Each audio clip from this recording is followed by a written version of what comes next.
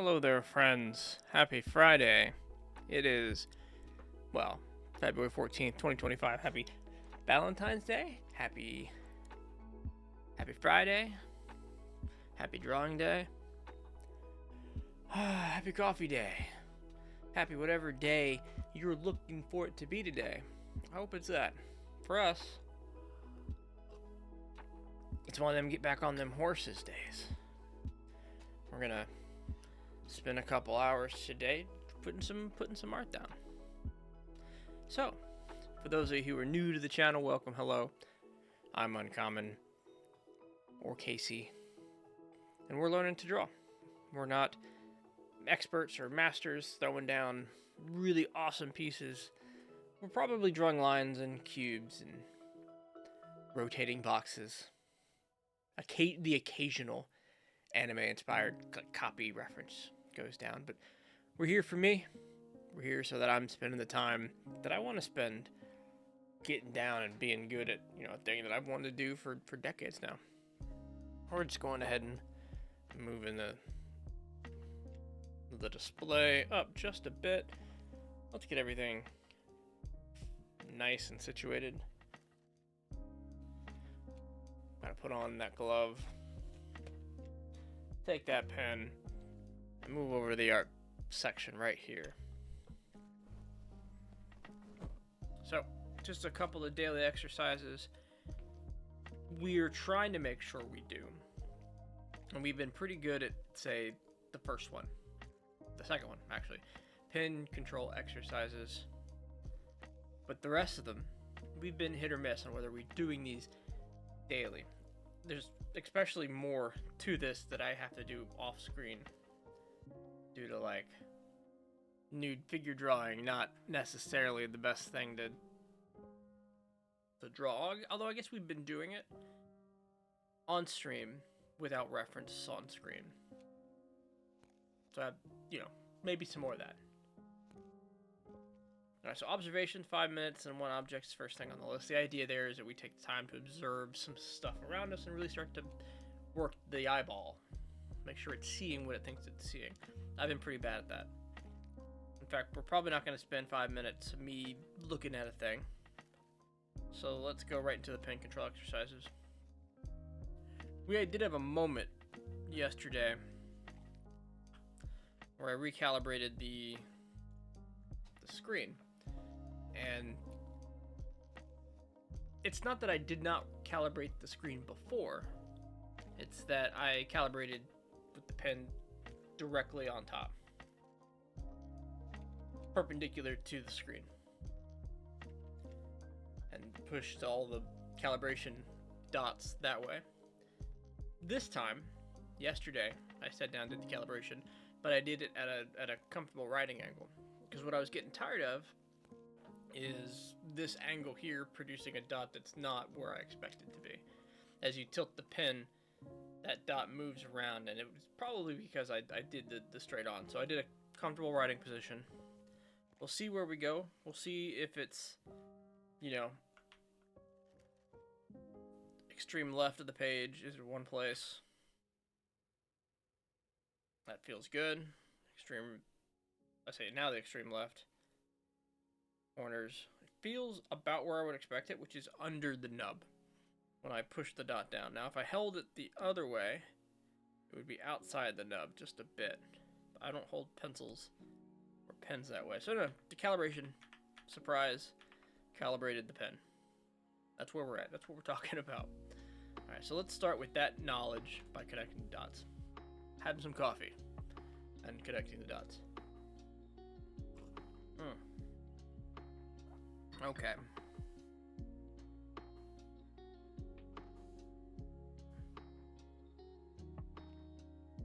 Let's add some color.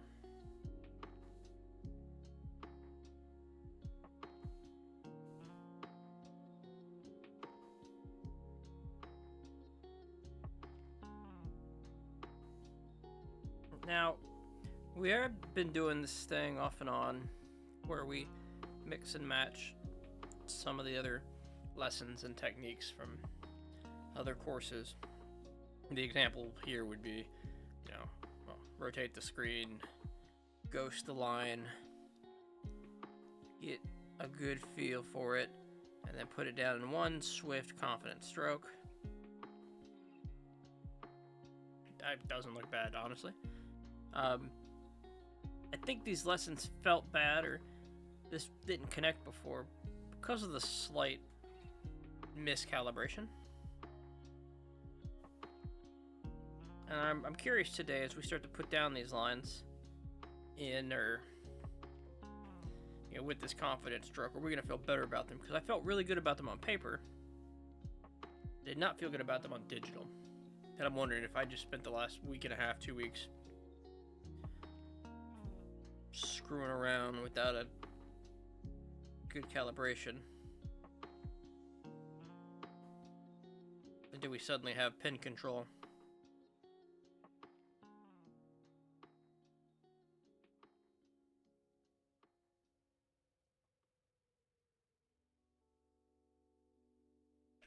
A lot of these lines are looking a lot better suddenly.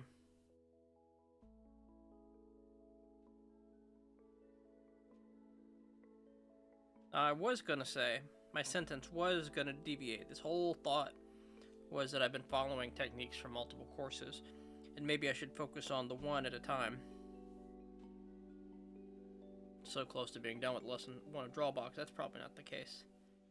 But I've got to trust the system on some levels, and I'm just involved in so many systems, none of them particularly conflicting, but their pacing thrown off. Alright, let's play this one. Let's divide this line. Let's do a red. Line can't touch. We cut this box in half as many times as we can. And the straighter the lines, the easier it is to split them later.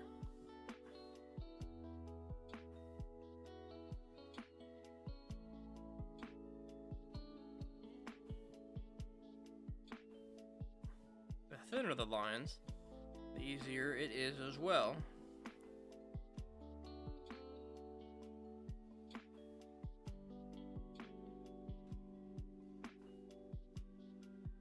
Aha, I've been beaten right there. There's no erasing. Not here.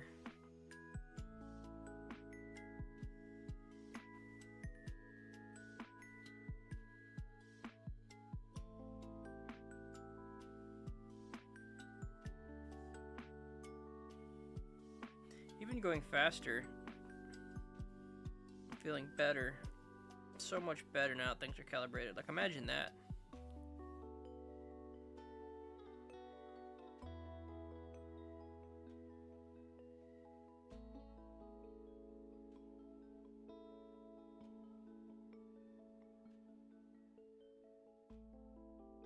Alright, there's 2 that have crossed.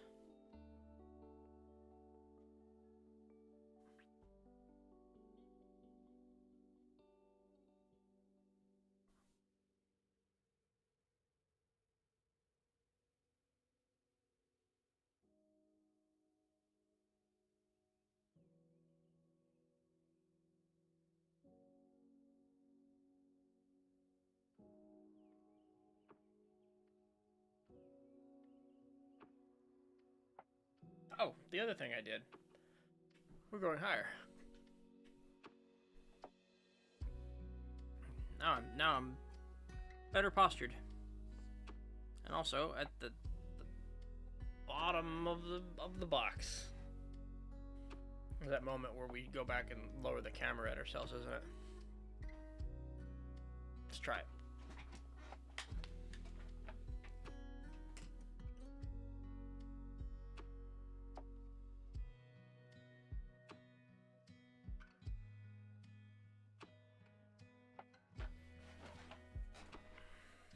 Mildly better.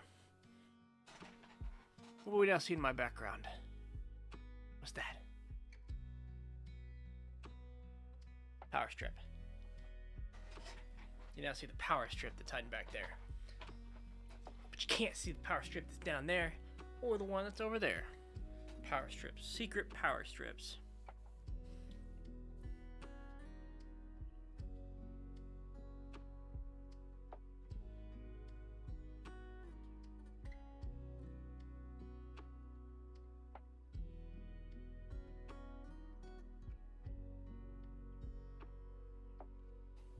Cool. Alright. Let's go to another color. Let's do the circles. Feeling pretty good so far.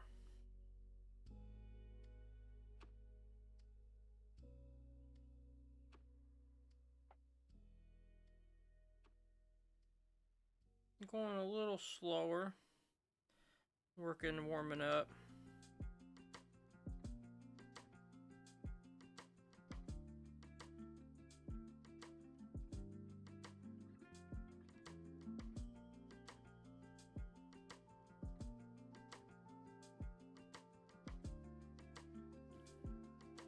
Okay, one of the things that is helping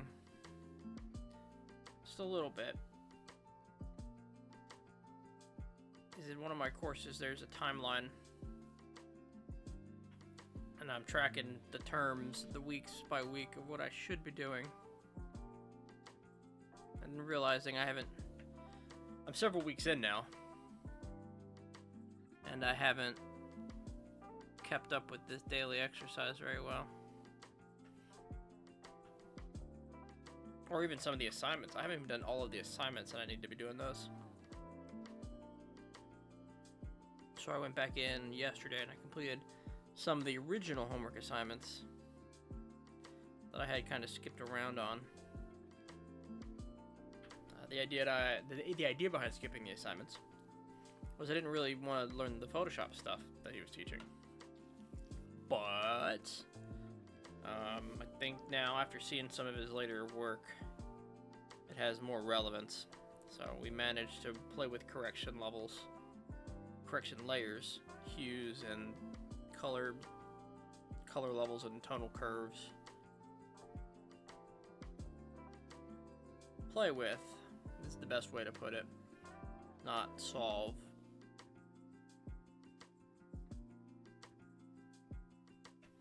I will have to go back and rewatch that video again. The Gap, of course, is applying some of those lessons to Clip Studio.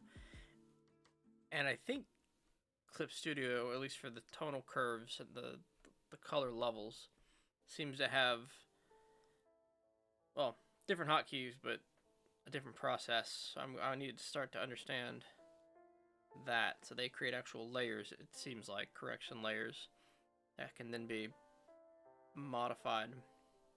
Whereas he was just selecting a piece and then selecting a section of a piece and then adjusting those levels. So we'll see.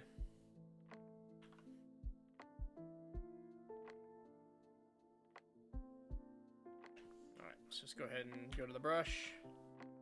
Big brush. It didn't fade away. It faded away a little too quickly.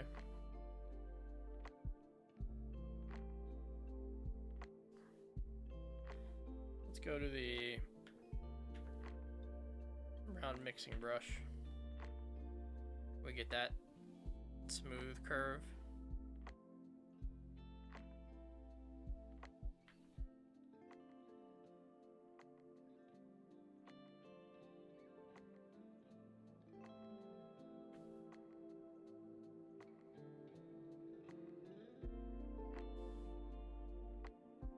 We can do a thing. We can definitely go down like we were. Alright. Knock that one out. Hide that figure workspace. Oh yeah, we didn't show any of this off. After stream. We did do some stuff after stream Wednesday. I think Wednesday. We got off a little early.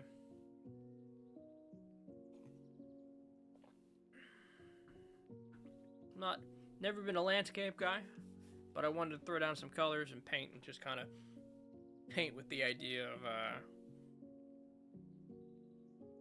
shades and light, color and light, color shading and light, tones. And we played around, we had some fun.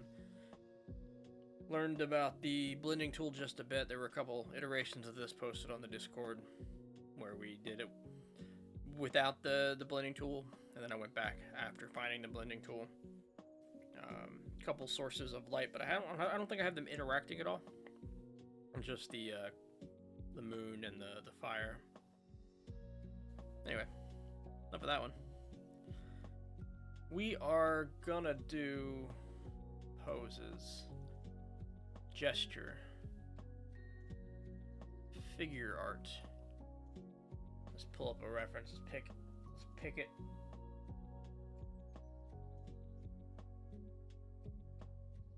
Let's do lines of action. They've been good to us.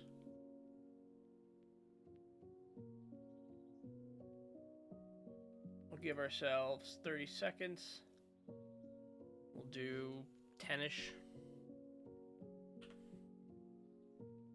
Give ourselves like a blue pen to draw these. Oh, black pen to draw these in, and get to drawing.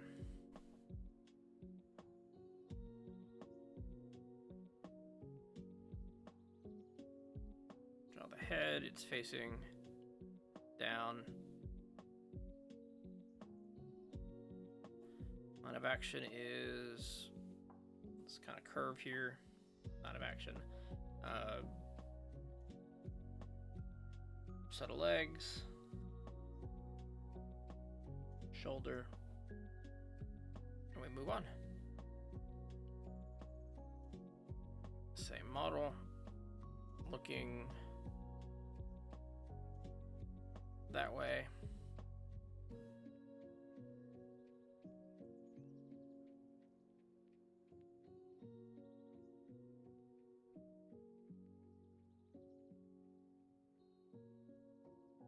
Try to get the motion captured in here. Let's free up some space.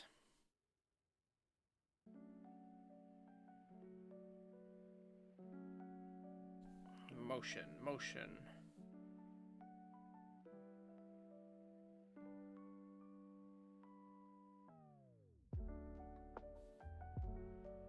Foreshortened arm.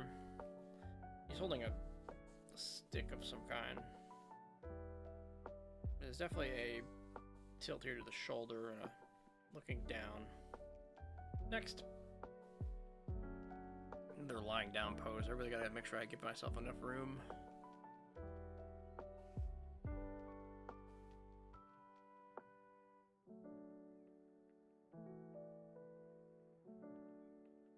A lot of action to here.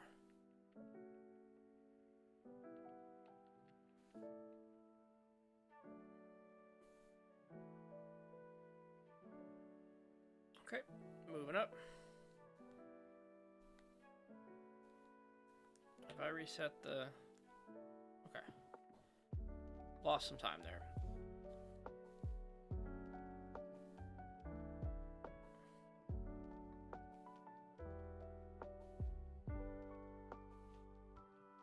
Yeah, I think we captured that a little easier. We have in the past. Proportions are all wrong, but felt better, shorter.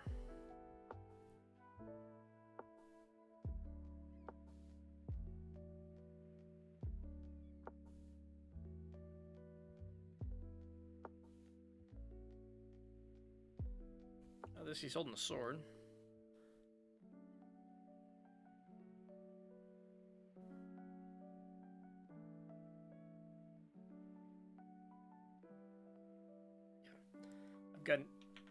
I've got a hotkey on this pen I don't want to have on the pen.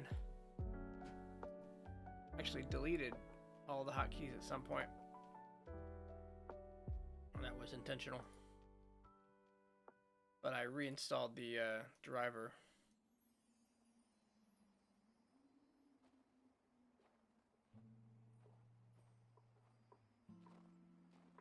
Cool.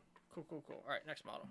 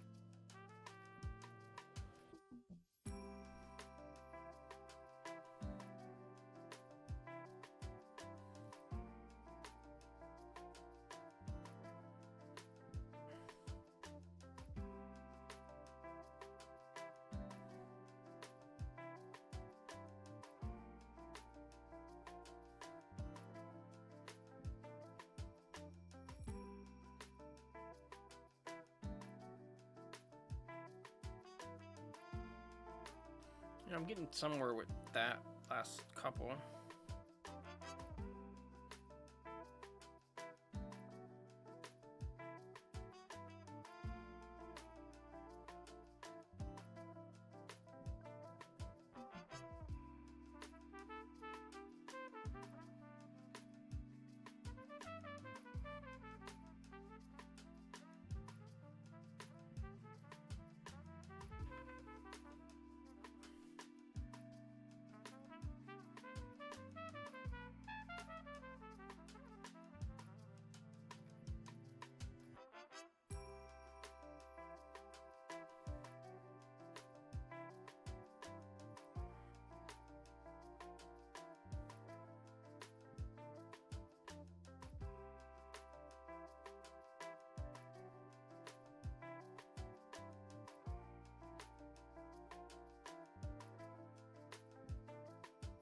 Let's find more space.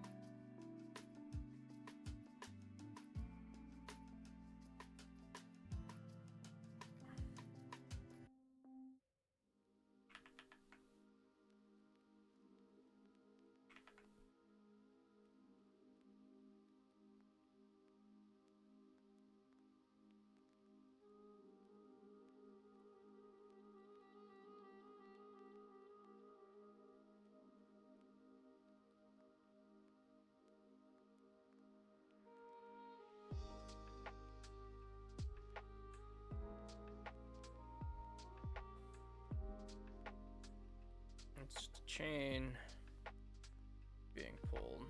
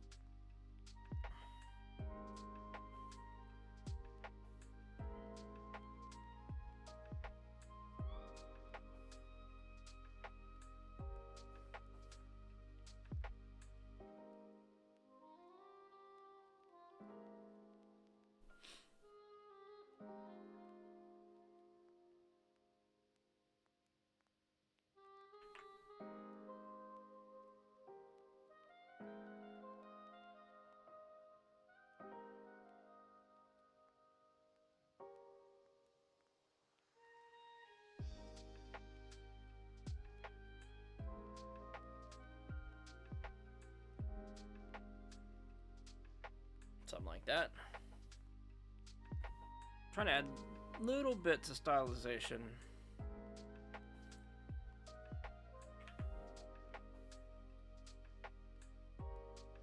As long as I'm capturing the essence of the pose, I'm feeling better about it.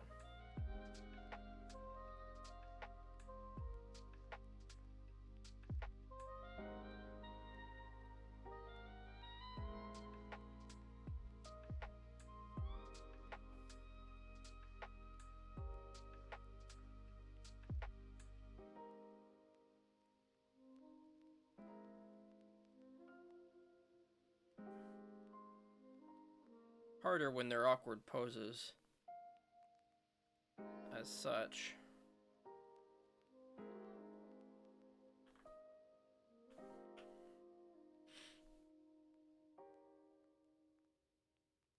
But maybe the awkwardness can be taken out of my lines.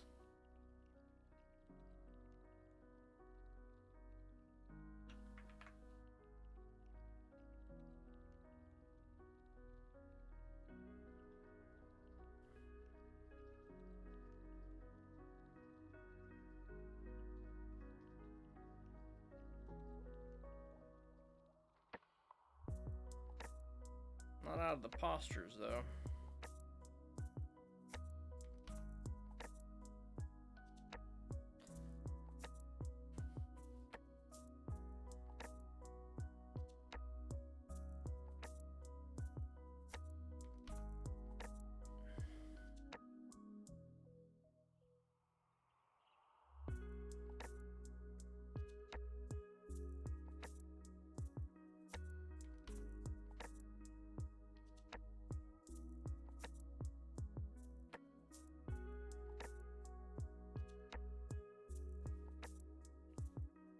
Alright, last one.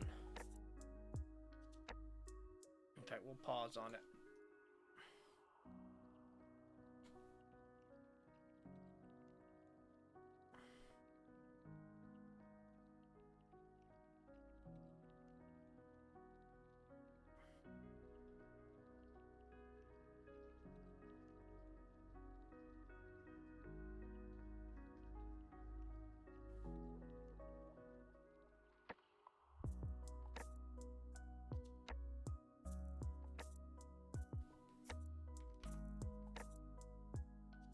Big old hammer, but he's not holding it there.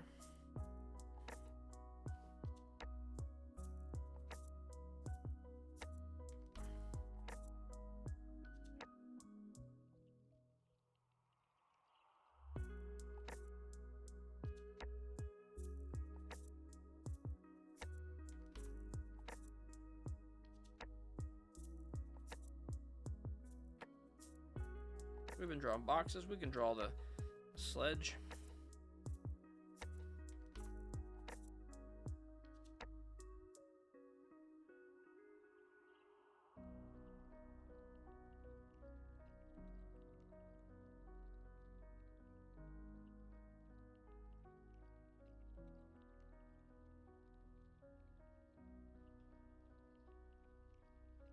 All the unsure lines are definitely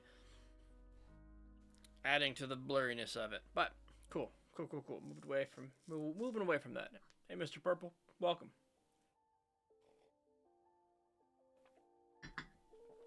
Oh.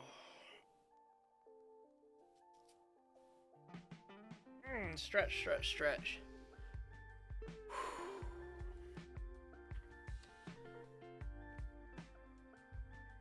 All right.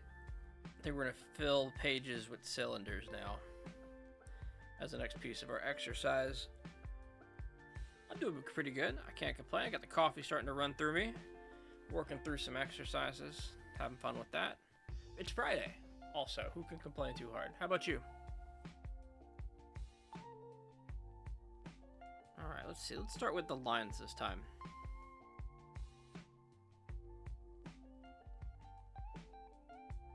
We'll rotate for the circles, for the cylinders.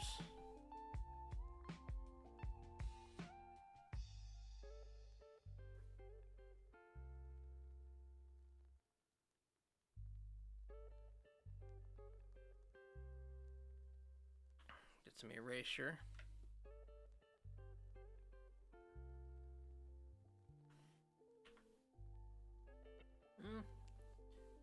Cousin must be a cool dude. 'Cause that's the only way I sound is cool.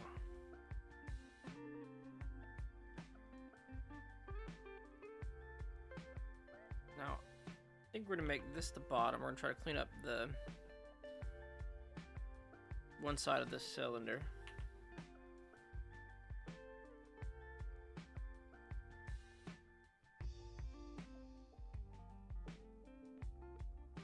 Be more sure about some of those lines. And we'll try to cut it in half.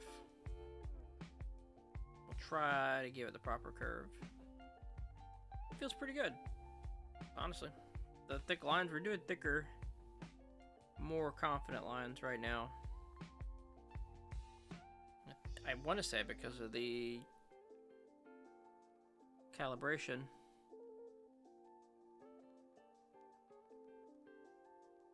In fact, now these like lighter lines are adding a depth to it. So if we started to like draw all these hash marks and they got thicker on one end than they were on the other, we can add some more to the depth of the image. Pretty cool, actually. He's one of the dudes that hunts for artifacts or whatever it's called. Oh, archaeologists. That's fun.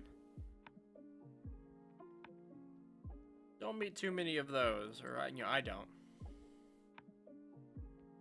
Let's see, let's go back to black, and let's do one that's mostly circular, but an actual circle. And I say actual as if I could draw it. It would be a little stubby. We need a circle that's a little stubby.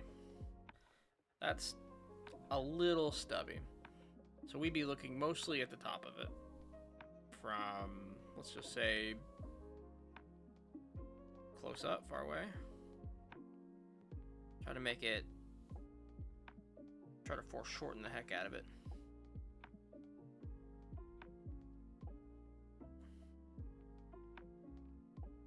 Now the end of this, when I see it, it'll be a feeling for me. I'll have a line or a measure to tell me if this, something feels like a good cylinder.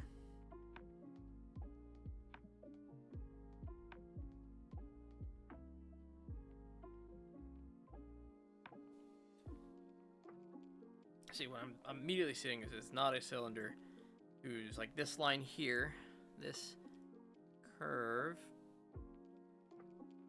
should match all the curves. There it is.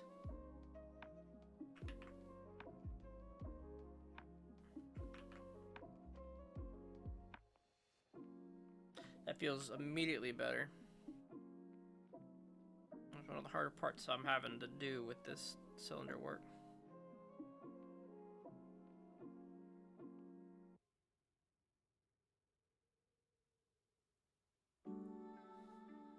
Cool, now let's try to draw split in half.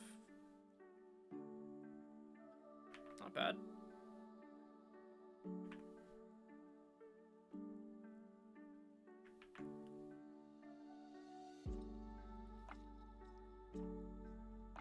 I guess there are ways to check our work. Like if we were to cut out that piece here. I thought I had the lasso, so let's do the lasso. And then move it. We could see how sharp the turns were if they copied the original curve. But even our original curve is a bit slanted, maybe a more pronounced on the left. Oh, what do you find in an abandoned hotel?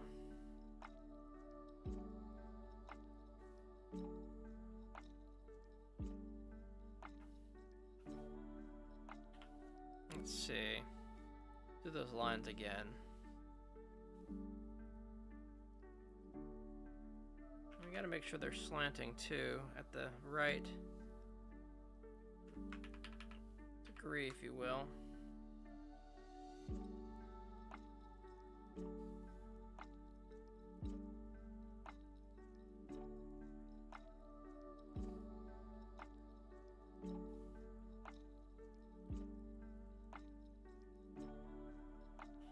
And we'll erase the bottom out of all those strokes, and we'll see what it feels like.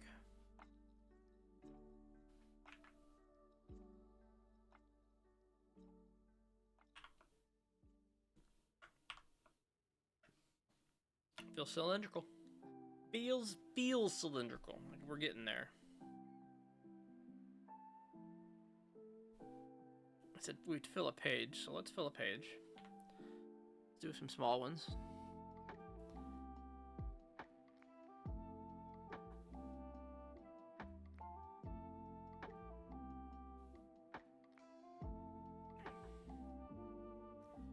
I think definitely feels a little better today.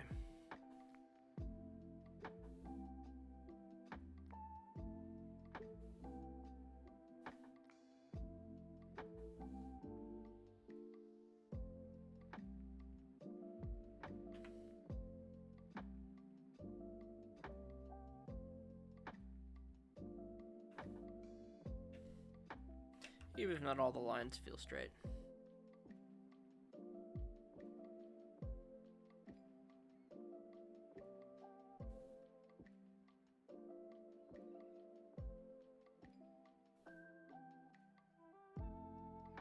feel like the accuracy of the line alone is playing a huge role.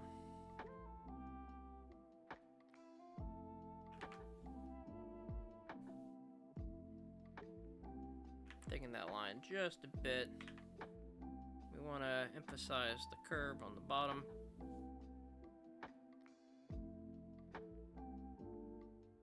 I don't know, now we have a shadow.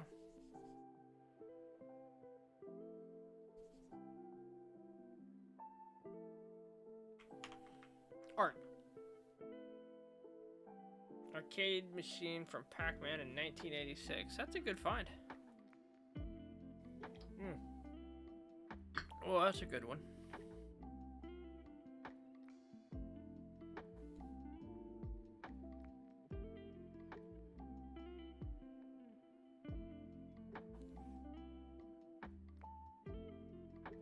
Alright, let's do a bigger, more pronounced circle.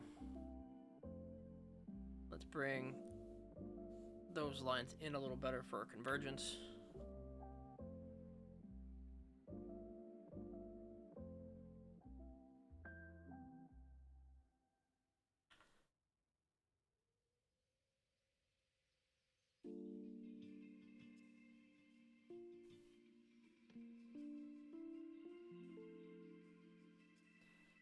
We're getting a lot thicker on these lines than maybe I want.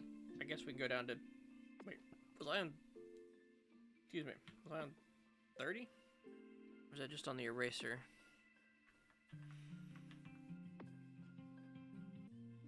I want to say I was on 15. But 30 would make some sense. I don't know, 30 wouldn't make that much sense. These lines aren't that thick. Yeah. We were on 15, now we're on 12. Finding the right size for these things while drawing right resolution was also a concern for me.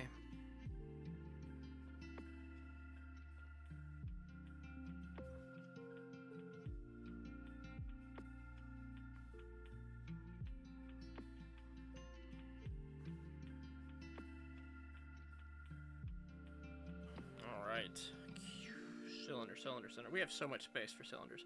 Quick cylinders. Let's go.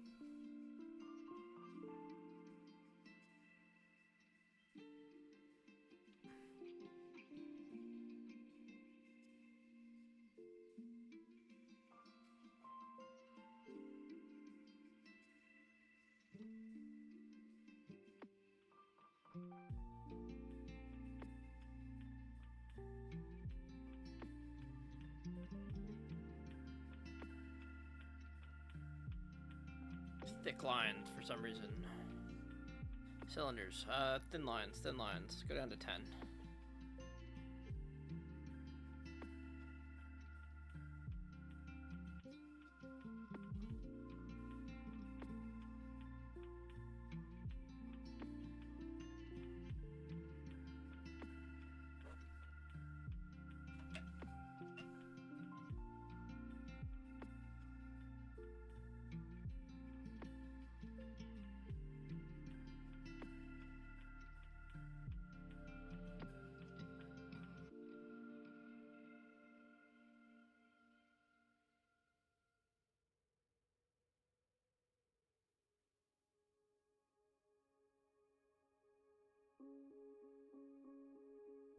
Let's erase a few lines.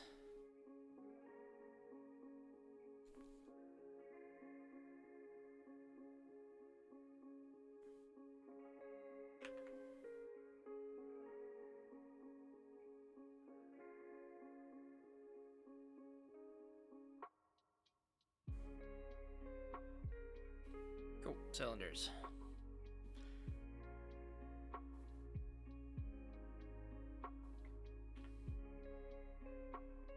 In 1986, that'd be interesting.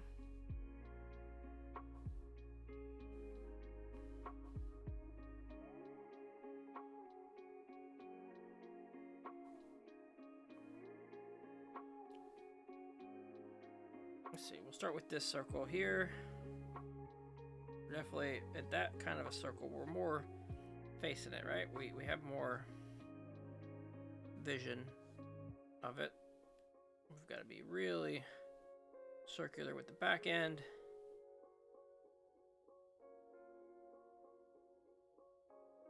Maybe a little lighter on the pen. We zoomed at 200%, we can come out from that. Oh, you know, really cool if that's true for him, buddy.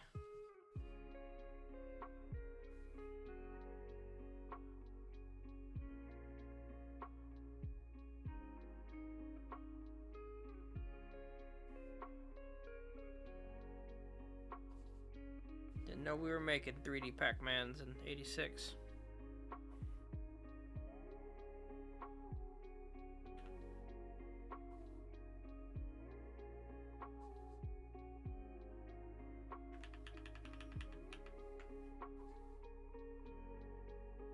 I'm not even sure we had the tech.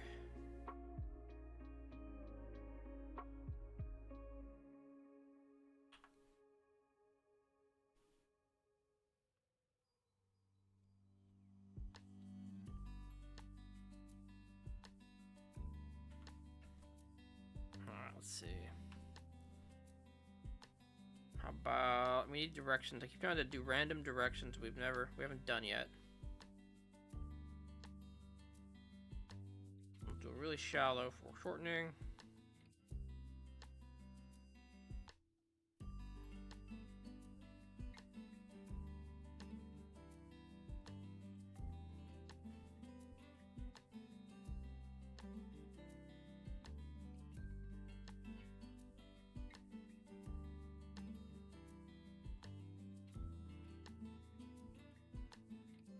Yeah, it's interesting. We're having a hard time lining up these.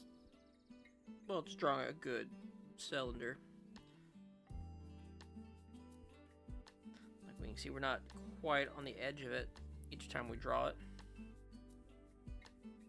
And this one feels awkward, probably because there's no convergence. If we gave it a convergence, does that help?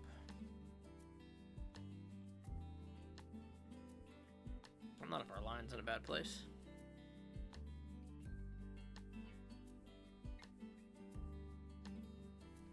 Of course, these inner lines will all have to have the same shape, and so with the bottom line.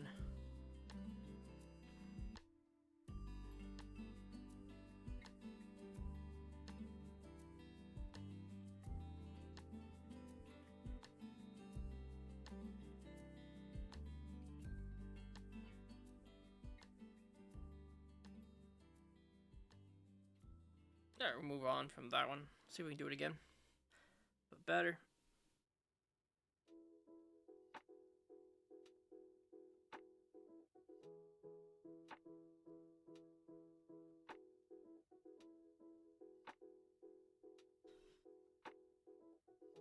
You just see more of the curvature on the bottom of the cube when you, or on the bottom of the cylinder when you see this much of it.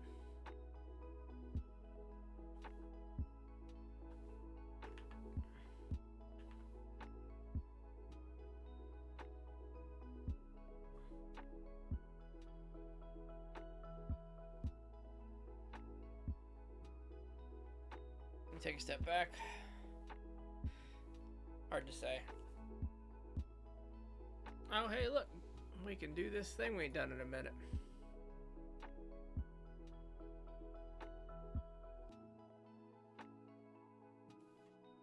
Alright. Get some coffee. Shake it out. I think we can call our cylinder work done.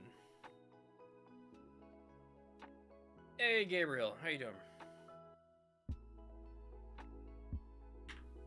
How are we?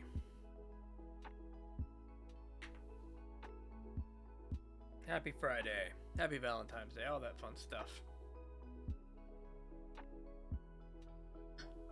I think we've been putting this thing in our title for more than a day. So the idea, I think, is now hands. Once I can organize a folder for practicing it.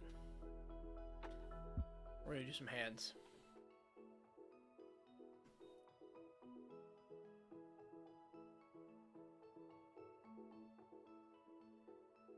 we're going to not only do some hands, we're going to get a couple of hand examples pasted on here.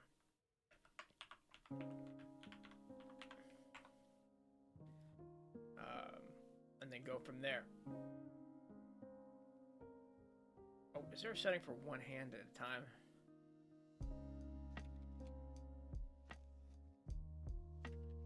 No, I guess we'll just copy and paste pictures until we kind of get a collection of what we want.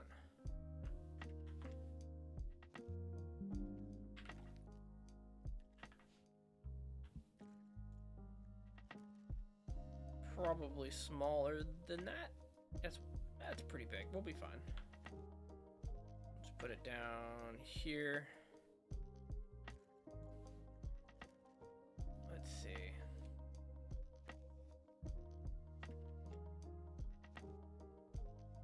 Just looking for hands that are kind of normal. Like normal-ish pose. Normal.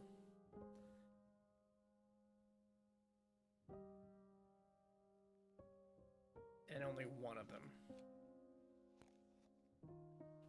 At least not overlap, because a lot of these are doing some overlap poses.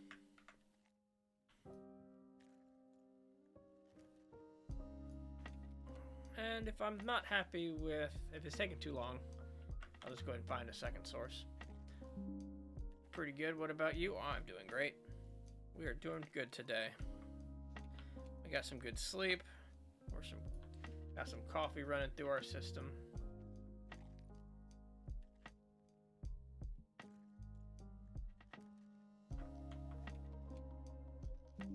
Picking out hands to take a look at. I'm actually kind of okay at drawing hands now, though it takes a hell of a lot of work. Yeah, we'll call this an introduction. We're not... This would be first attempt. First attempt to look at them and make a concerted effort to draw.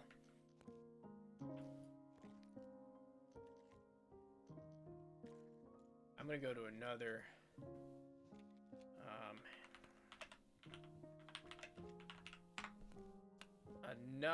page and see what I can find.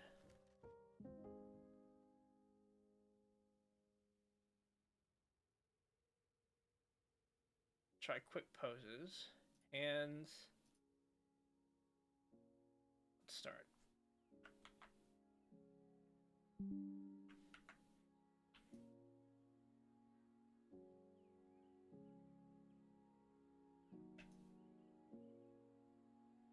Alright, and skip that one.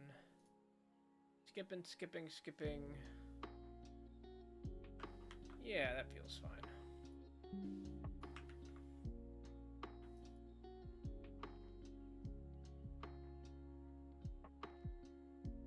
Leave myself enough room to draw it. Let's get two more.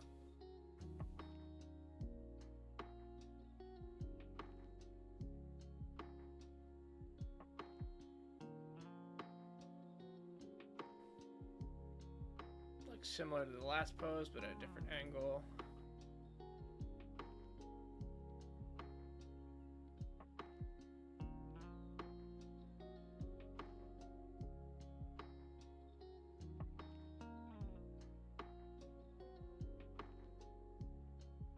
I mean, sure.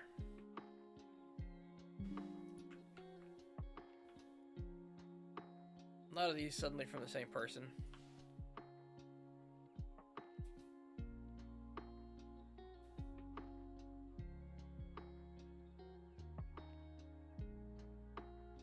I mean, how many angles from holding scissors or guns I might need now or never.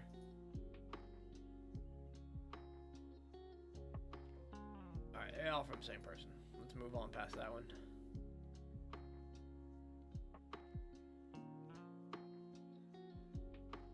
There we go, there's a bunch.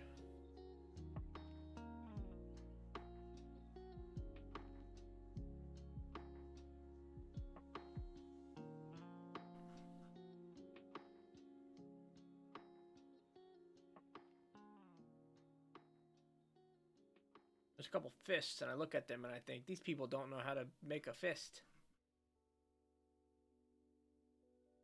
It's not thumb on top. It's thumb under.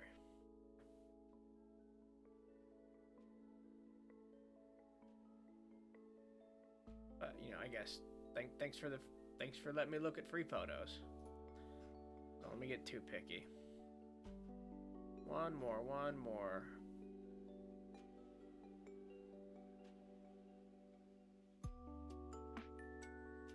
There's also the idea that I could look at hands that are already drawn, but that will take some of the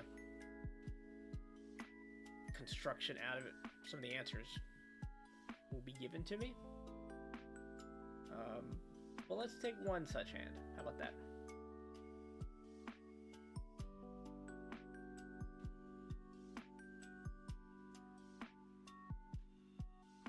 One drawn hand.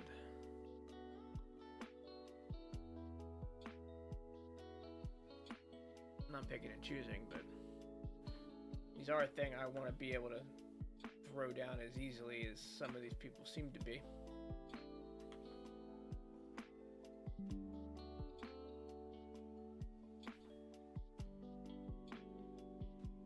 Alright, we're looking too long. Let's just start with what we have. Okay. So, first things first, let's combine these.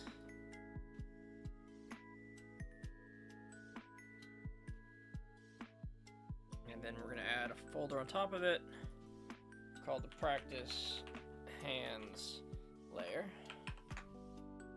Oops. Okay. So now we have a practice hands layer.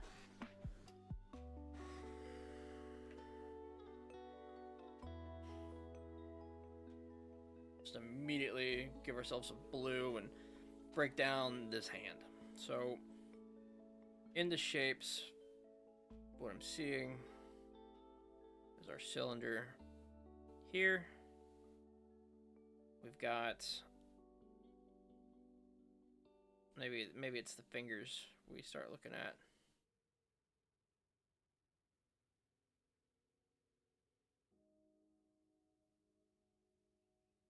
All right, big palm. Let's see.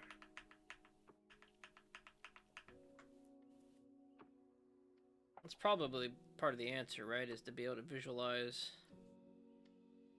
these as cylinders.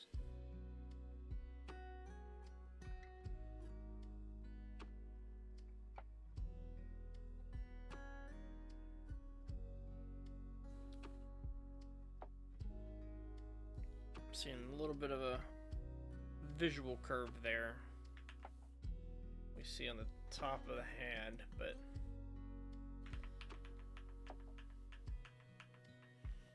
let's see. What about distances? Now we are, what do we call this? Free balling.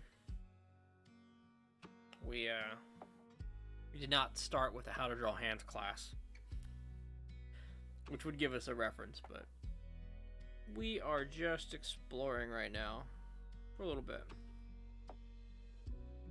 Kind of the ideas.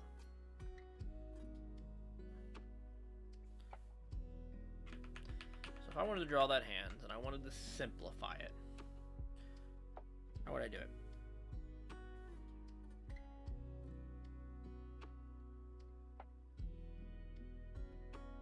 I would probably want to start with the contour.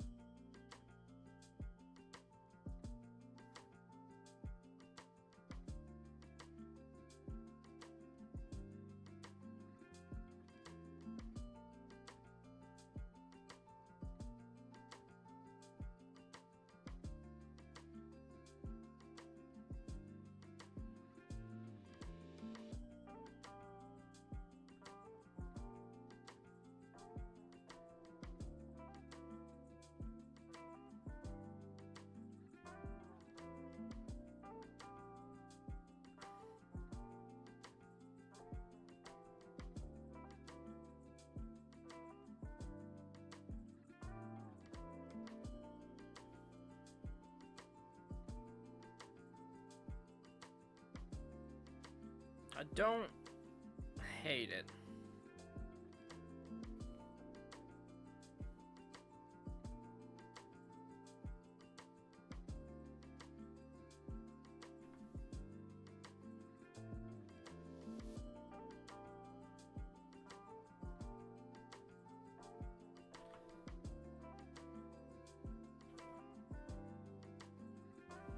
What do we have? The pinky was definitely had this like meaty section to it. Now it's not a complete contour line. Some of it's just hinted at.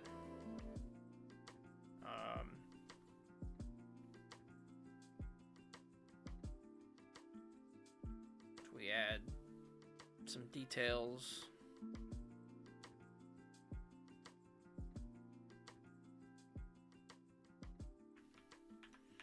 What do we get? We start to shape and make these more three-dimensional objects.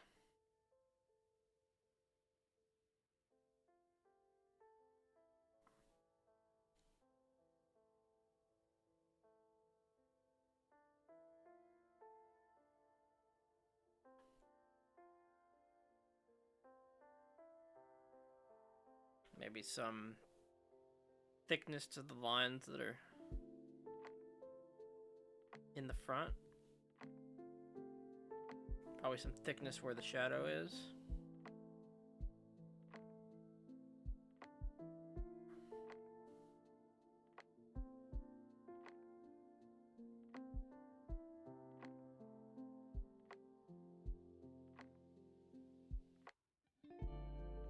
Maybe a thickness to the contour.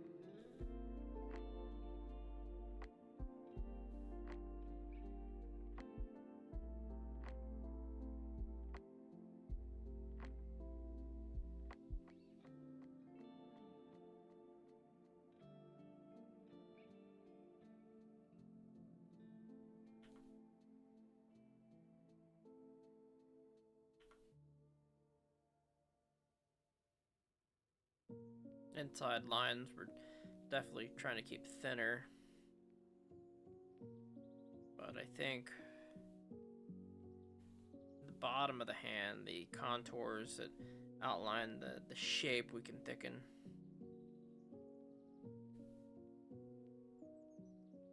At this point, we're not even duplicating the hand as much as we're adding detail to it until I think we've got enough.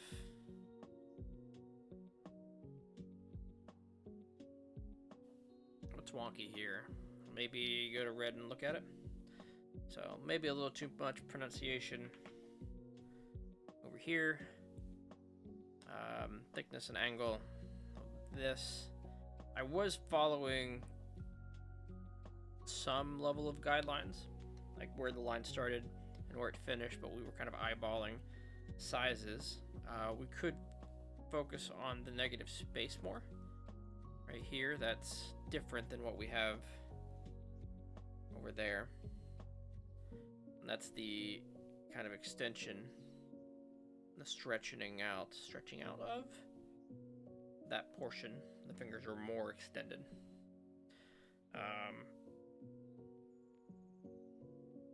Looks like a hand. Let me check messages.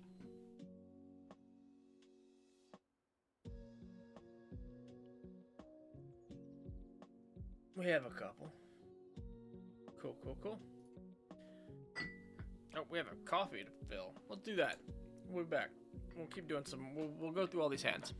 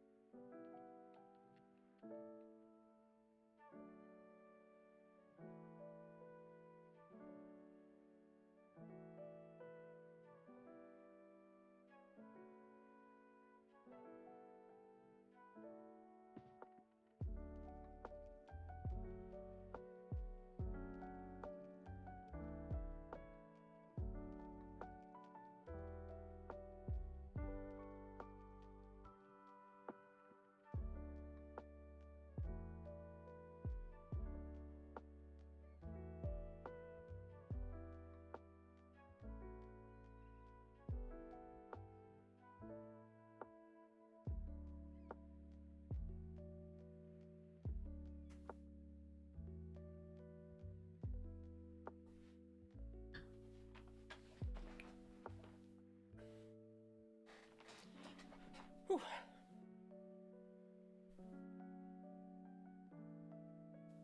Alright. Just remembered we could even drag it over and check it. If we were to do as such, we could check our reference. Yeah, a lot of things we saw. Alright. Next. In black. So let's start with a different approach. We've got a thumb. Alright, I see it collapses into actually from this shape.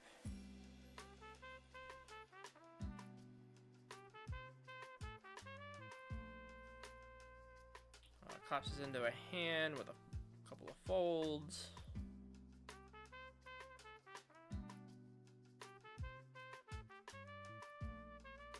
We need to be very specific about this finger.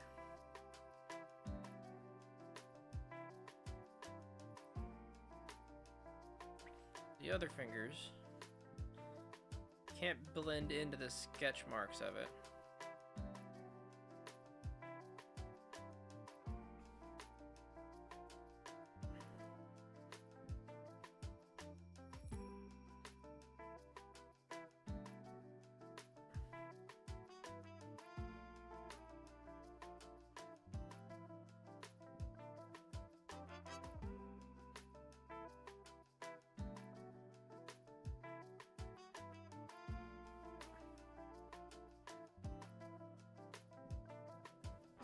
Now we've got some issues with length here.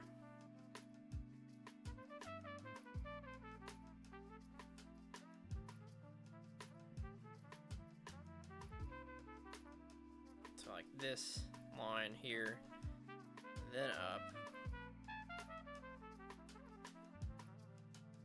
then this over. We have a second curving of a digit.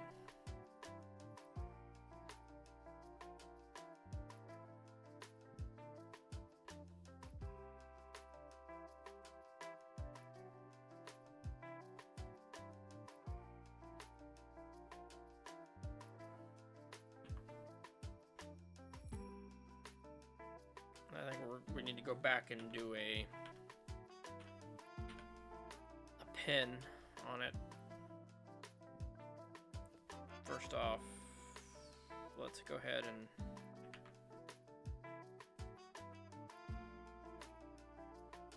redo the thumb.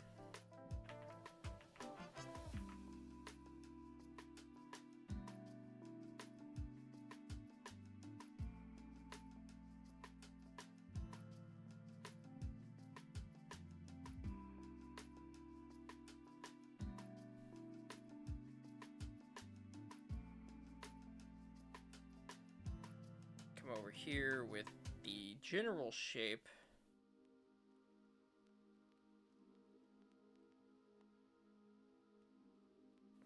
Of the finger.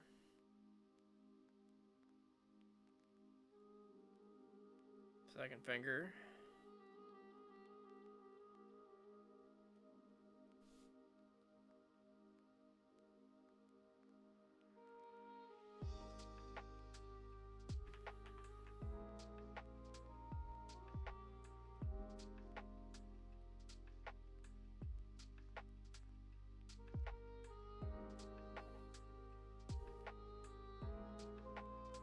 Yo, I'm back.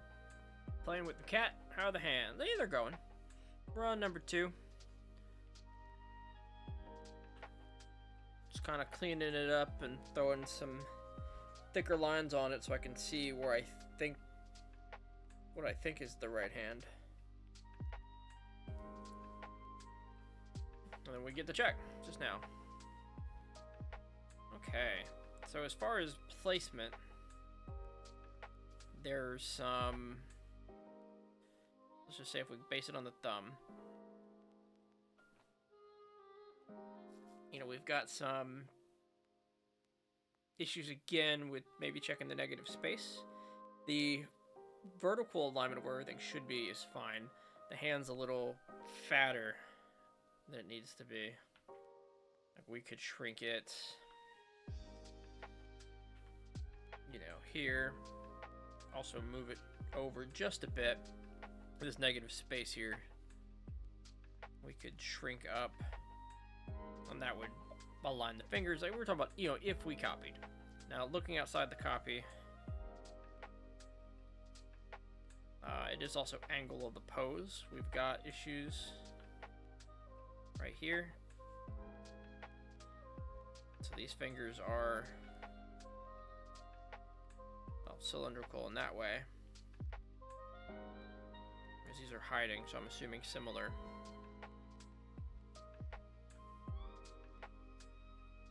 So that's something I just did not see while I was there, was kind of that shape. We'll break these down into shapes on the next one. But let's say I put a thumb on it. Put a thumbnail.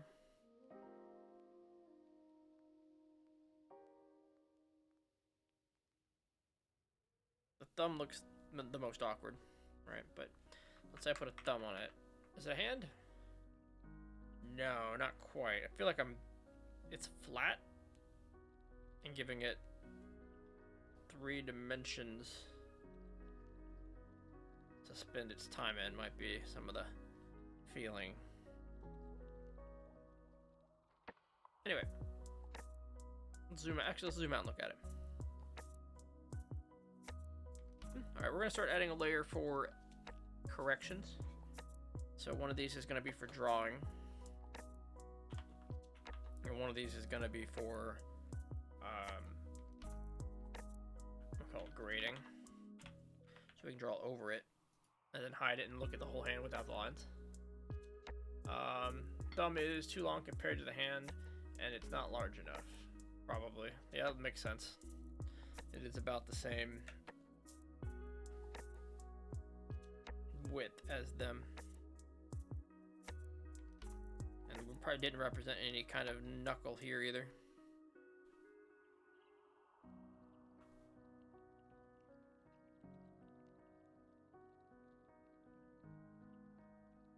I don't know. If I just make it bigger?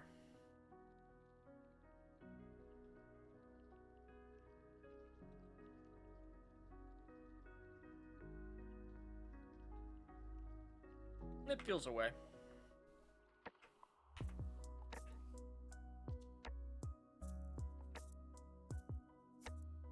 Alright, we'll work at that angle later. We're individual fingers right now are fine. And I think I'd even wouldn't mind simplifying it like steps farther.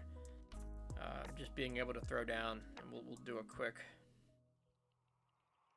like palm, making this up because we need to go look at some videos. How do people do this? How do they break it down?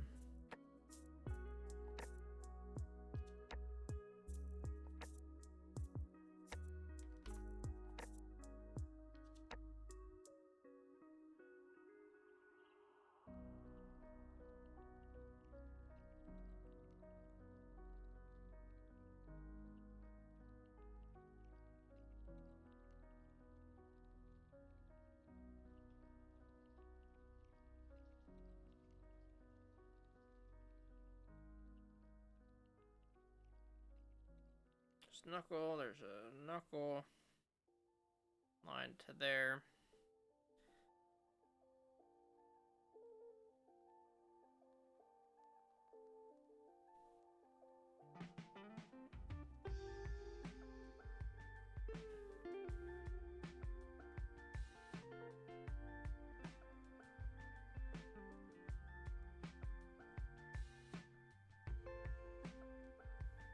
Alright, let's darken some lines.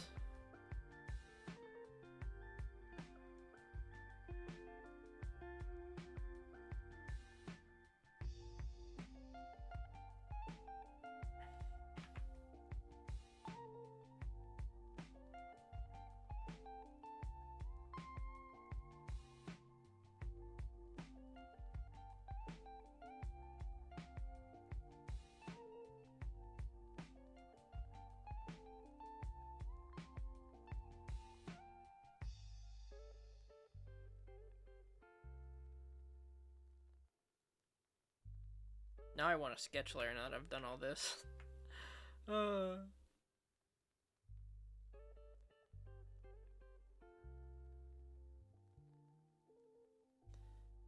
We'll live with what we have instead.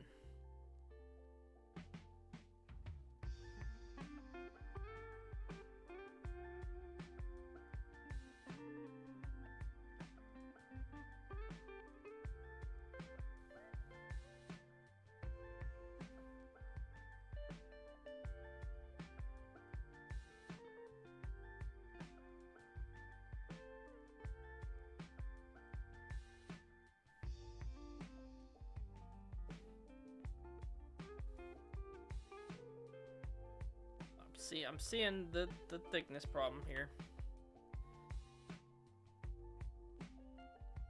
Go ahead and neaten up the insides of the sketch lines a bit.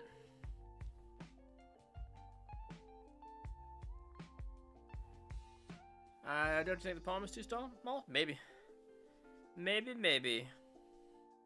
Ain't really looked at it yet. But good feedback. It does seem to take on about the same height minimum, a little bigger than.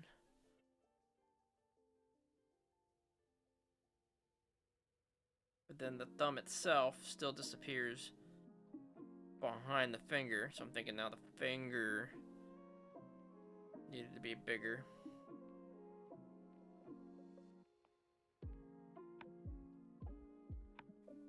We can focus on that negative space a bit.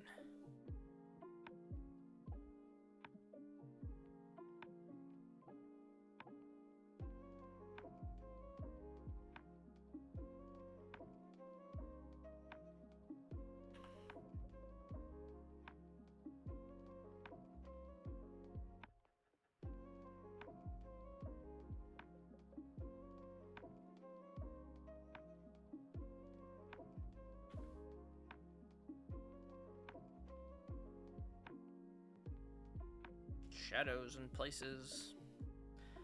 We're gonna draw thick lines.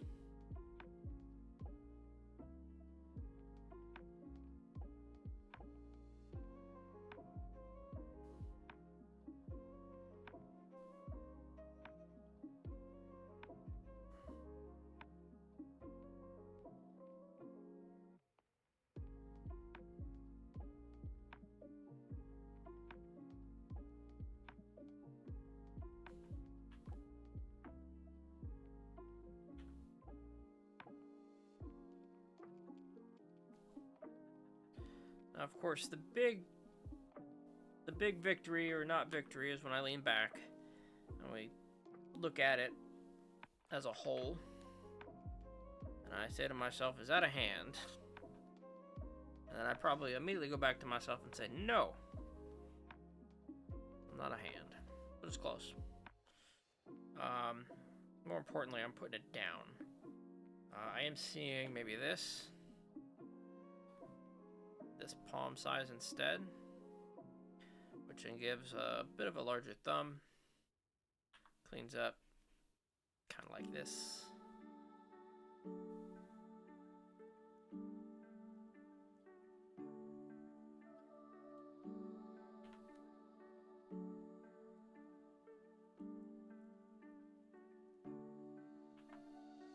Doesn't really happen like that.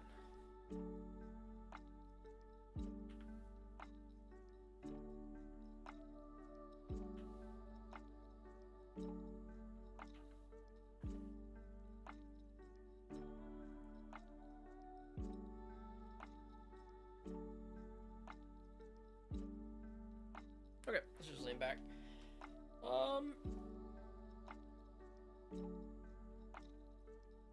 Oh, we need a sketch layer. In fact, we'll make it a blue sketch layer. I need to rename it from Sletch to Sketch. Give it a little opacity, and we'll see what happens next time. But for this one,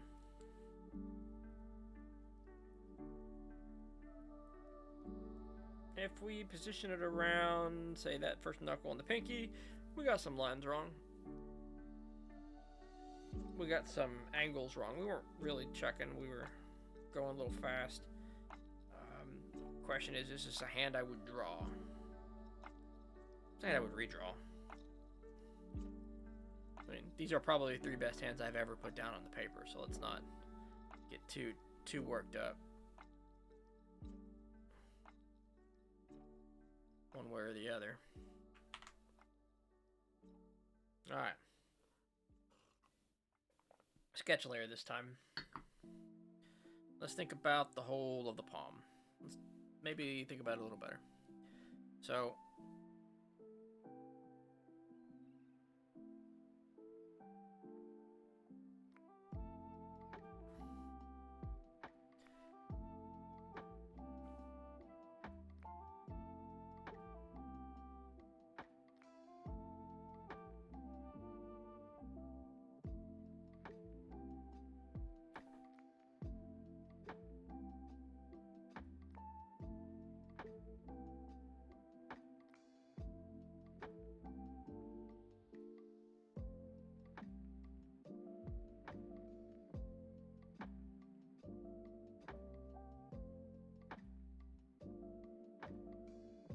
a little wide, I think. We need to shrink the width of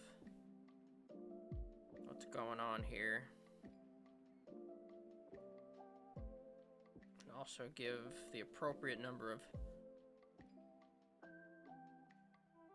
digits, if you will. Not digits, but segments to the digit.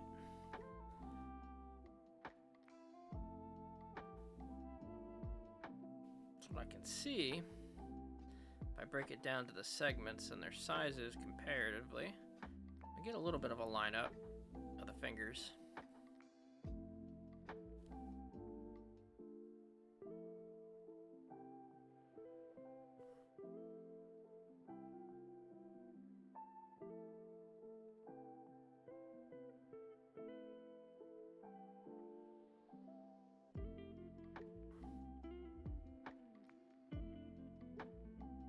The thumb itself, being 2 segments, does extend from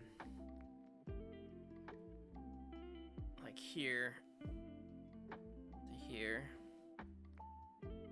I like because it's a little off.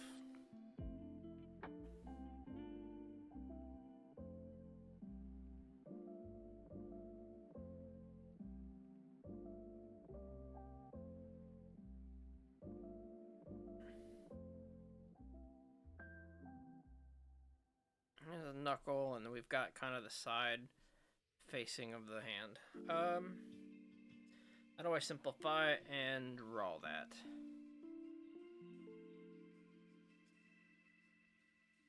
We could just try to fill in the details of what we have. Starting from the front.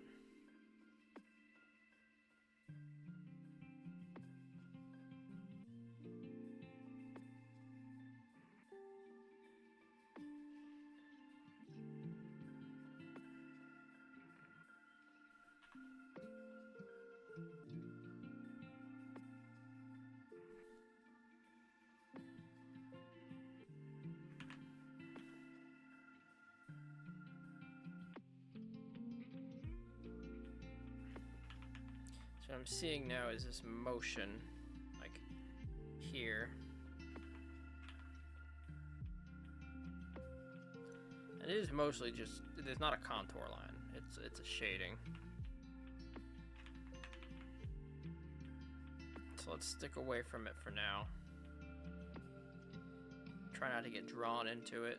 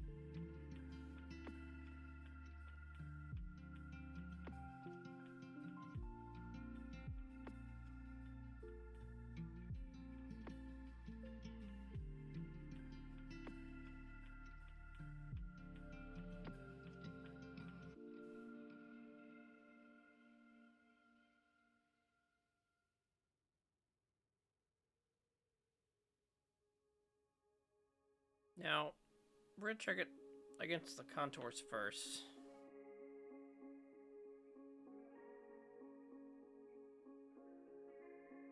And once we had good reference, I think, for the hands, the 3 fingers here.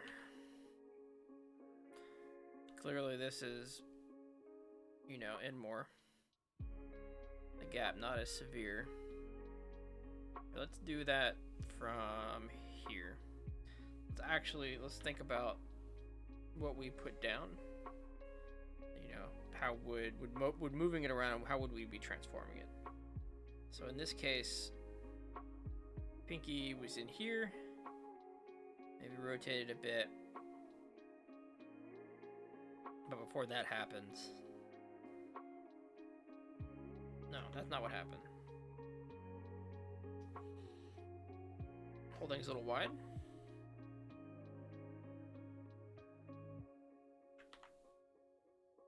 So if the whole thing's a little wide...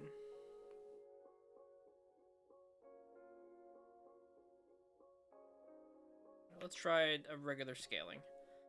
So if it's just larger, and we scale it all down and then it fits, let's get the size of, say, one of the fingers about right.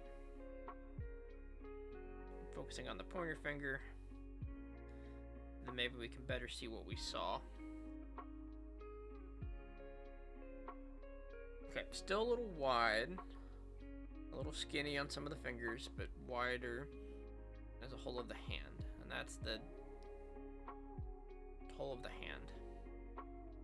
If we line it up with the thumb, what about the angle issues?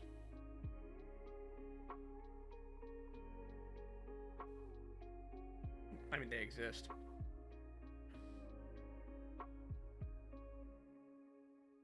Now, what are the things that keep it feeling right?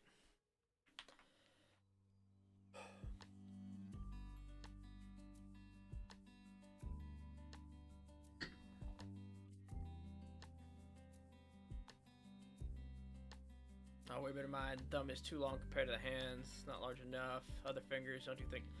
Palm is too small. A whole bunch of things, I think, to be fair. I think if we were to redraw this, I mean, mostly we drew what we tried to draw what we saw, and we made small errors in angle and size and distance that led to this. If we were redrawing it in a simplified manner, what would I change? Well, thickness of the line of the thumb draws a bit. Would I worry about any of the shading? We thinking some fingers maybe. Cause that finger doesn't look right compared to the rest of the hand. Make sure we get the knuckle. Now, this was a much bigger hand size. We do have this like palm bit here. It folds over again, mostly in the lighting, so I'm hesitant to shape that up at all.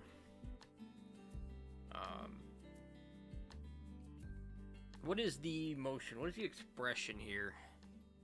I mean, it's just the hand doing hand things. It's tougher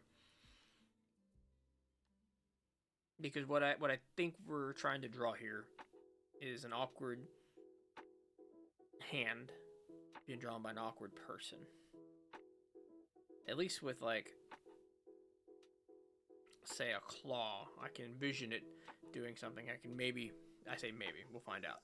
I can maybe, are we good there? We'll move some things around it, it doesn't matter. Go to sketch layer. I could maybe see better, I could interpret better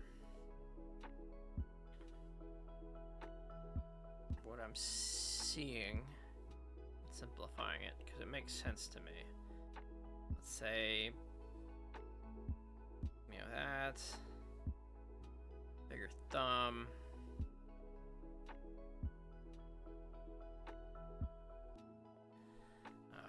that the hand comes up.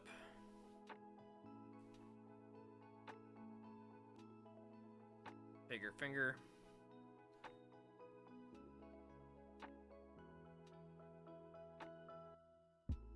Maybe not even that far up, but let's continue.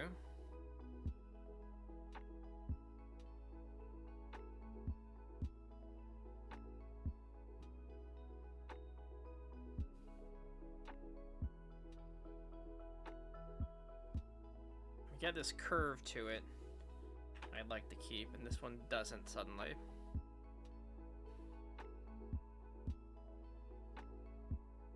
And this hand, this finger's just out there.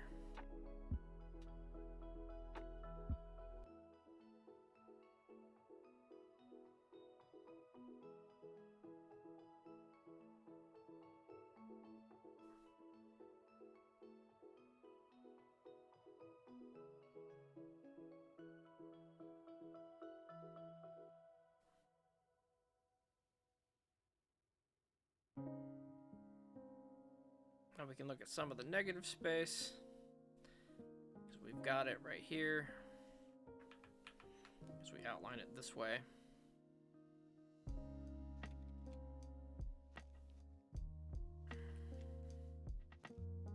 Now we get a finger shape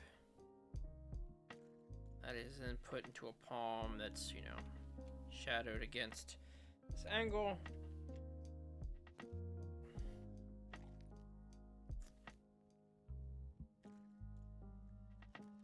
Love to just claw this one back, but let's try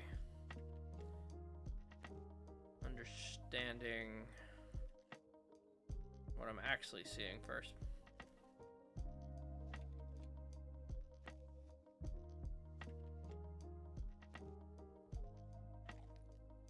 All right, generally, how are we on proportions? We're a little, I did say there was a little bit of a gap. But I think we're just a little, here, let's resize just a bit. Make it a little smaller in scale. And look at it that way.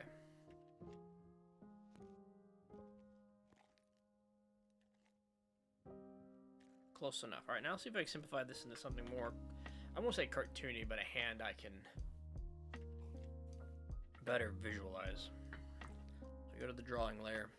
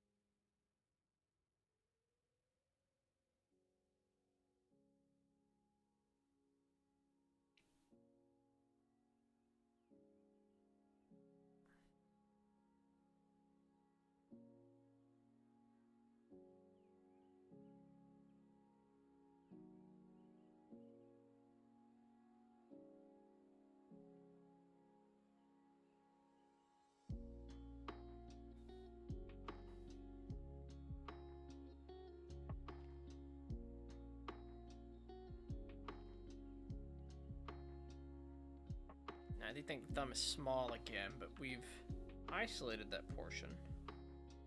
So let's see if we can't just scale it up. Give it a good rotation. Leave it there. Let's see, things that jump out at me immediately are like nail placement. I'm not looking at the original image right now. might have been able to tell.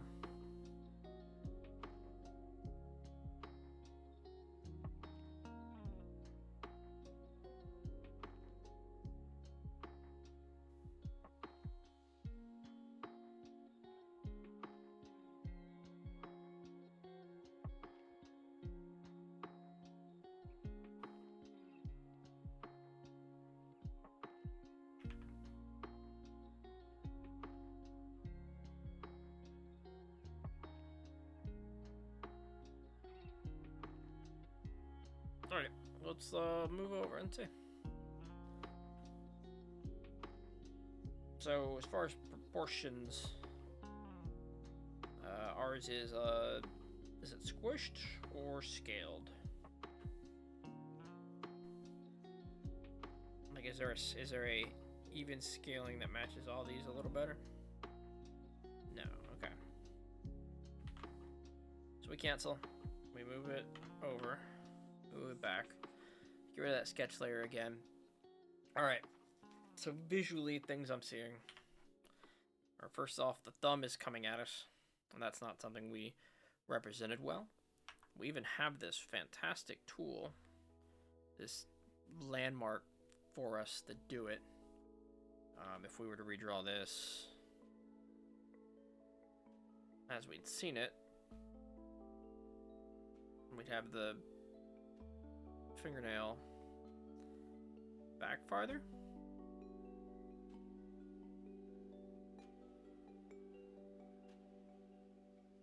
See, this is all one unit. How do I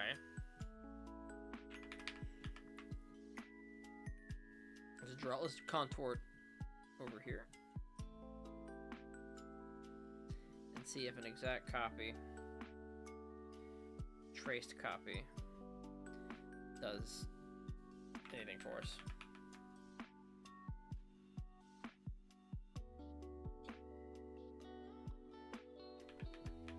So we've got this.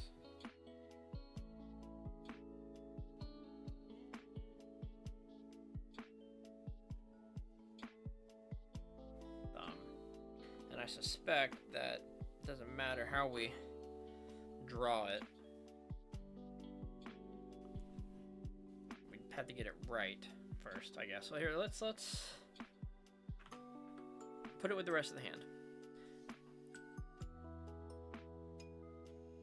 And I wonder if we need, light and color to demonstrate the depth of the thumb, or do we just get it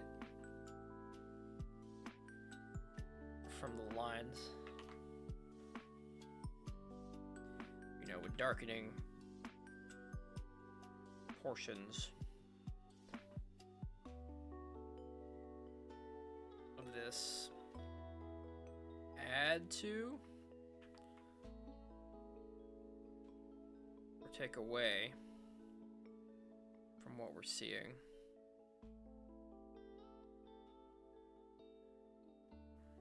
I guess we're choosing some places to highlight, but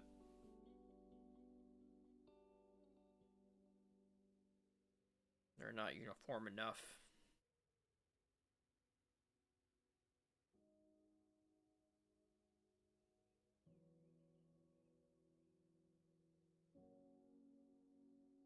Definitely light shining this way. The highlights are on like the nails.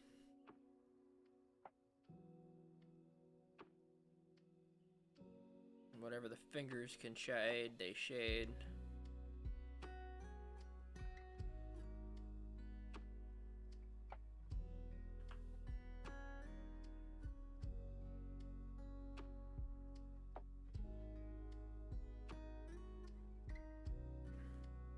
This palm is maybe a little crazy. Yeah, let's move it again and look. What the palm do? Second palm looks better. We did just notice that. But again, it's all this contour photo that doesn't translate more than it is a hand in the medium we're sketching out.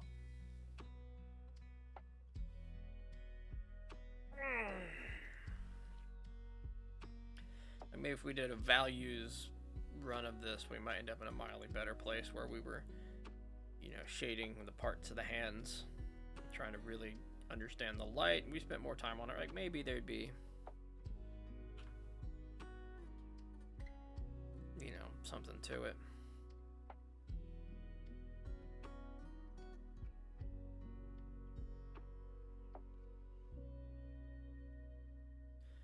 But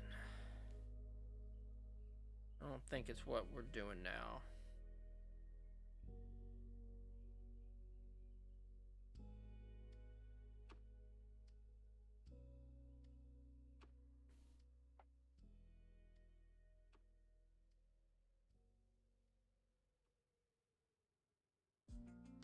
I don't think I can add detail to this until it becomes a hand, which is what I think I'm doing right now.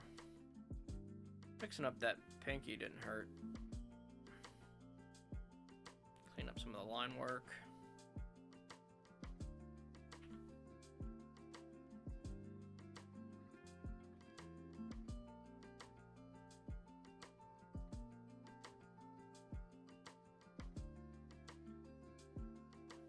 It's almost like cartooning everything doesn't make it a good representation. We need some of these details to bring it out.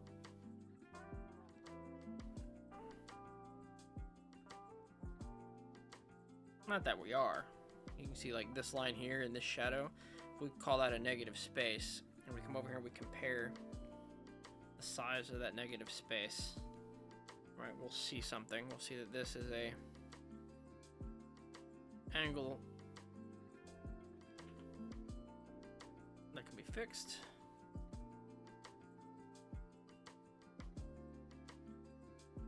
Actually, not a terrible way to look at that.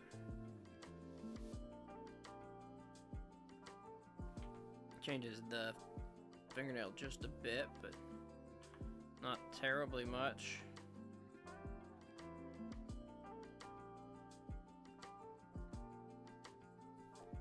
Which gives us more appropriate amounts of space here.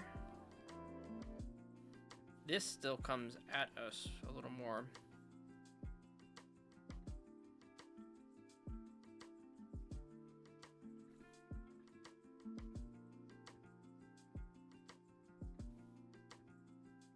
Like this is a cylinder that comes at the camera a lot more than that.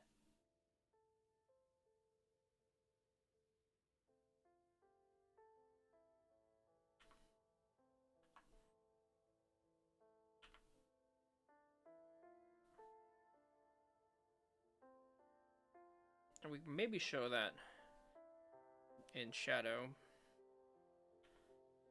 We did that earlier with like these shadows, they get thicker on the bottom of the cylinder.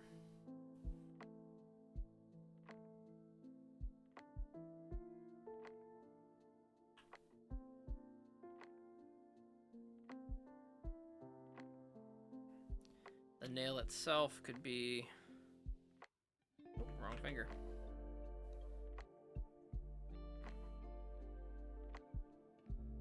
I'm gonna say longer due to the angle, but we also have that meaty portion down here. Wider, longer.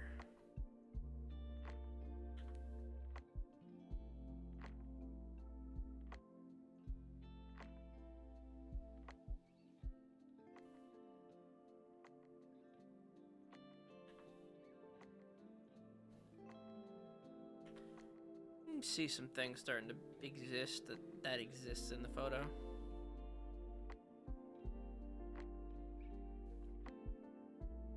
Similar for this next line up here is this is not, I just threw a fingernail on there, we weren't looking. This is a very foreshortened nail, and we've got a super round end of the finger here.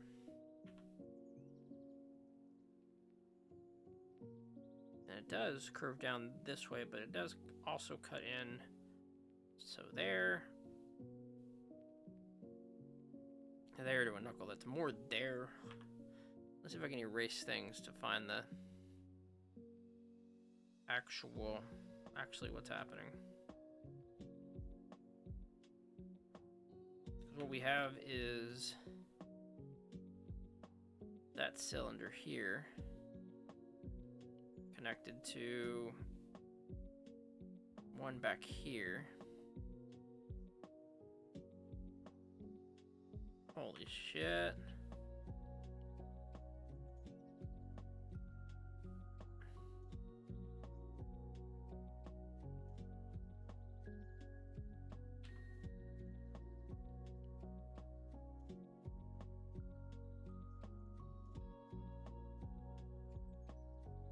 Let's look at that negative space a bit.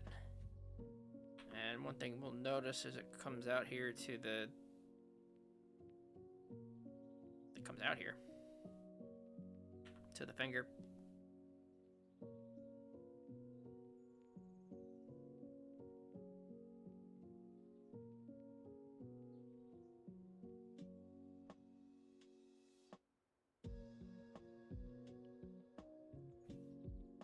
Not quite there, but that's a step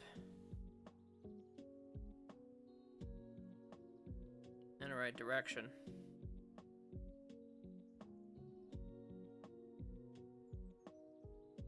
Just kind of cleaning it up and thinking about it as a cylinder. That was a nice aha moment. How do we feel about that? Well, I think we take it, like we have been, we try to scale it right back to, try to get it into scale, because I'm not worried about whether I drew the same size. More the angles and the size of the individual digits as they compare to the other digits. I'd say that's okay. How do we zoom out on that and look? I'd say palm looks fat. Thumb looks smallish. But I think it looks small because we've got this massive palm that should really...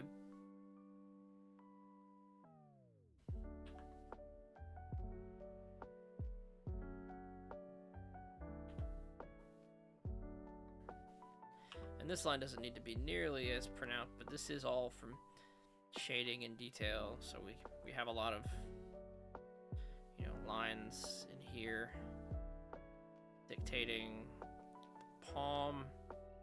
And I bet there's a lot to be said about how the light strikes any given moment here.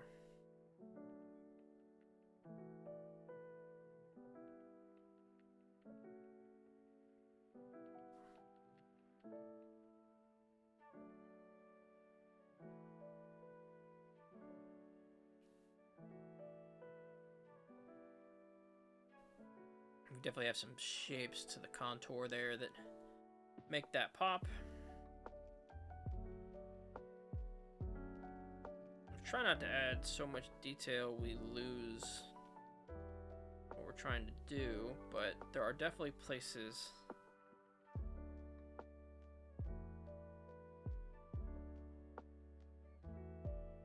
to work it in that might help tell the picture, tell the story of the picture, tell the angles of the picture, make a two-dimensional thing 3D.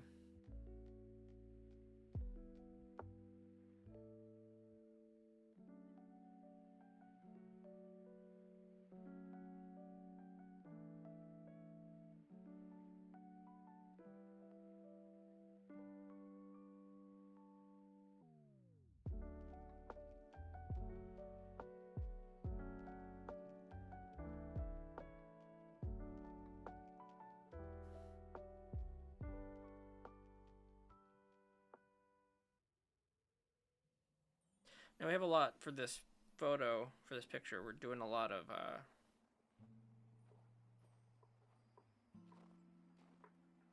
putting a lot of ink down. The lines are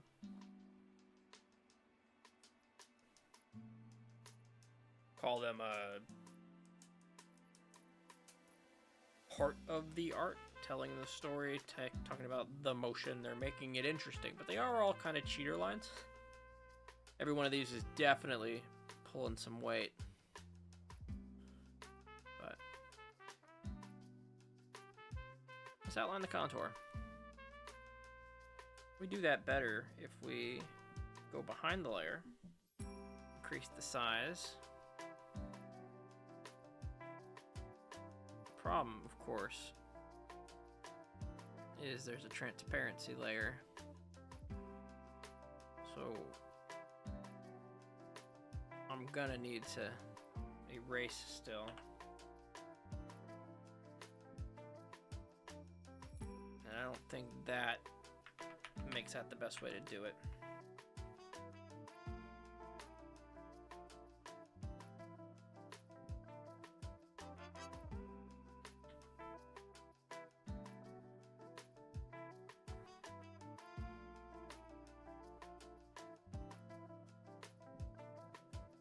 Adds a little bit of cleanliness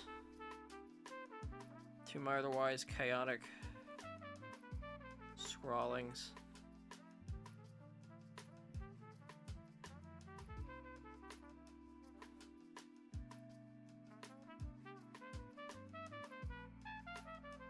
I want to cover up detail where I can help it.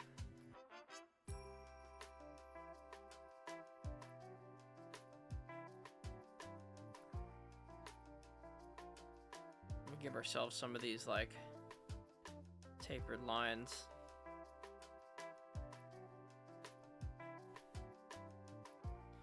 Let's make them a little more intentional.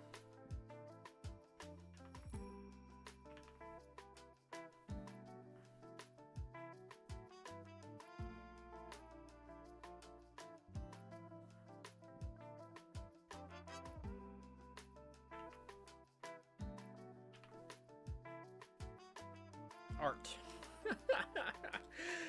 All right. I think we're happy today. I think we're happy. Check that out.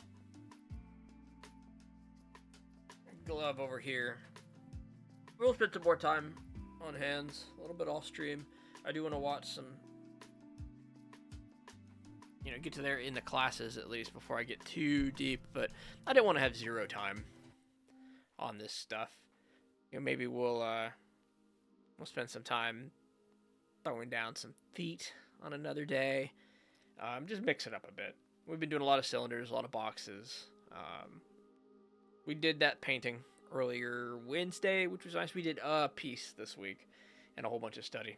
We're one homework assignment away from finishing lesson 1 on Drawbox and being able to submit our work, so that's something I want to get done this weekend and get ready for submission there. Because I also would like to get to the 250 box challenge, which I guess is something we're definitely off streaming on. We're doing off stream because we've disconnected our physical media camera. But otherwise, we're probably gonna copy a bunch of hands. I think we've seen some stuff on Pinterest that I might just redraw over and over until I get at least a cartoonist hand-shaped thought. So on that, I'm getting a little hungry. Gonna take a lunch. Gonna call the stream, guys. Thank you so much for hanging out. We're Monday through Friday, a couple hours. This is what we're getting down to. A couple hours, 5 days a week. So see you on Monday. We're gonna put in some work over the weekend. Maybe we'll have something to show off. That being said, have a fantastic day.